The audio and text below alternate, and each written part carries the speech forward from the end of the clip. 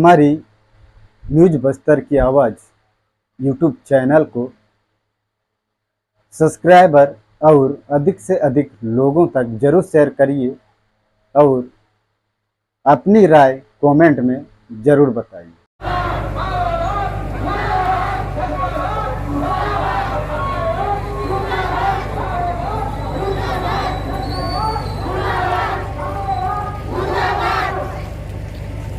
मैं बहुत स्पष्टता से इस बात को कहना चाहता हूं और इसलिए कहना चाहता हूं कि मैंने अभी काम करते करते समझा है कि मणिकुंटा में क्या हुआ था। मैंने काम करते करते समझा है अभी कि चिंगावरम में क्या हुआ था। मुझे बताओ आप, चिंगावरम का विषय कि एक यात्री बस जा रही है और उस यात्री बस को कोई बम से उड़ा दे। क्यों भाई? उसमें कौन है? बस्तर के सामान्य लोग हैं, बस्तर की सामान्य जनता है। एर्राबोर की घटना, एक जगह पर सारे लोग हैं, पूरा बस्ती जला दिया, पूरे घर जला दिए, 8 महीने का बच्चा भी जला दिया। दरभागुड़ा, ऐसी कितनी घटनाएं हैं जिसमें दर्जनों की संख्या में बस्तर के आदिवासियों को मारा गया। दर्जनों घटनाएं। झीरम की घटना ध्यान है हमको, छत्तीसगढ़ के नेतृत्व को खत्म किया गया। अरे छत्तीसगढ़ के नेतृत्व को खत्म करने की बात छोड़े, बस्तर के आदिवासी नेता उसको 100 गोली मारकर उसकी लाश पर नाचे। ये कहां का मानवाधिकार है भाई? बताए कोई कुछ। और फिर वही उसी के मानवाधिकार के लिए, ऐसे ही लोगों के मानवाधिकार के लिए कुछ लोग हैदराबाद में बैठक करते हैं। ऐसे ही लोगों के मानवाधिकार के लिए कुछ लोग हैदराबाद में बैठक करते हैं। स्पष्टता से सारी बात कह दी गई है कि वो लोग जो बस्तर के दर्द में कभी शामिल नहीं हुए, वो बस्तर की इस चर्चा में भी कभी शामिल हो ही नहीं सकते। उनसे कोई बात नहीं की जा सकती। बड़ी स्पष्टता के साथ ये बात कही गई है। मैं आपसे निवेदन पूर्वक ये बात कहना चाहता हूं कि हमको इस विद्रूप चेहरे को समझना होगा। हमें माओवाद के इस विषय को समझना ही होगा। इसका हमारे लोकतंत्र में कोई स्थान नहीं है। एक राजतंत्र हुआ करता था जिसमें राजा और प्रजा हुआ करते थे, राजा राज करते थे और प्रजा उसकी सेवा करते थे। वो राजतंत्र चाहिए नौजवानों को? किसी को बताए कोई मुझे। एक ये माओवाद है जिसमें सेना की ताकत होती है, जनता की ताकत नहीं होती है। कोई चुनाव नहीं होता वहां।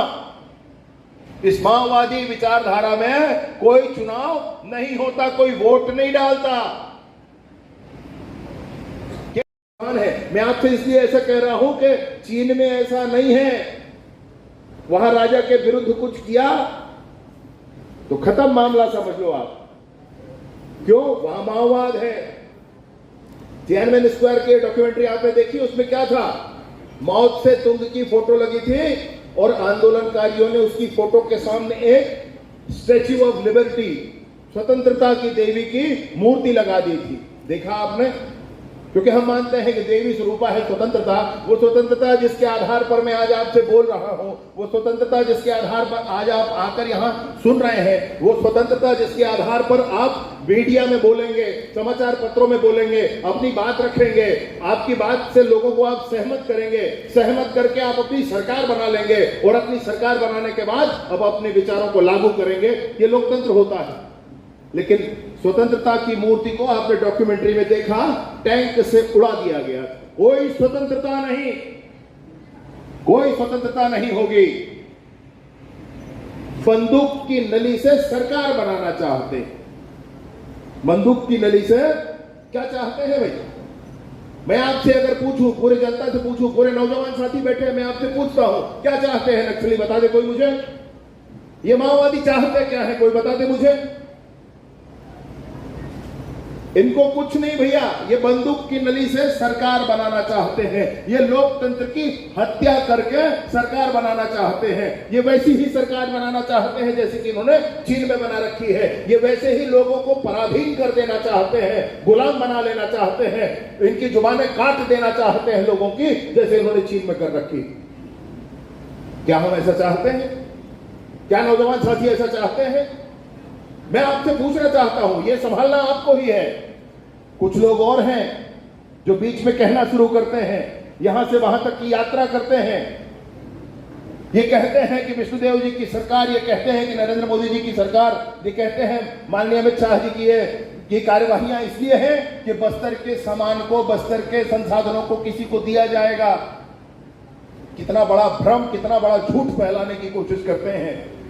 मैं आपको पूरी ताकत के साथ, पूरे वादे के साथ ये बात कहना चाहता हूं कि माननीय विष्णुदेव साय जी की भी मंशा बिल्कुल स्पष्ट है कि बस्तर का जल, जंगल, जमीन बस्तर का है, बस्तर के युवाओं का है, बस्तर के लोगों का है। बस्तर के उन्नति बस्तर मॉडल पर होगी, बस्तर के हिसाब से होगी। यहां तक हम लोग सोच कर बैठे हैं कि जितने भी सुरक्षा के कैंप आज खुले हुए हैं, इनकी आवश्यकता नहीं होगी आने वाले समय में। तो ये सुरक्षा के कैंप हमारे लघु वनोपजों के संग्रहण, प्रसंस्करण और विपणन के केंद्र बनेंगे। यह भी सोच कर रखा है। मेरी बात समझें आप। इस बात के लिए अब पूरी जनता अगर तैयार है तो नौजवानों को सामने आने की जरूरत है, नौजवानों को स्पष्टता होने की जरूरत है। ये सारे वीडियोस जो भी आप देख रहे हैं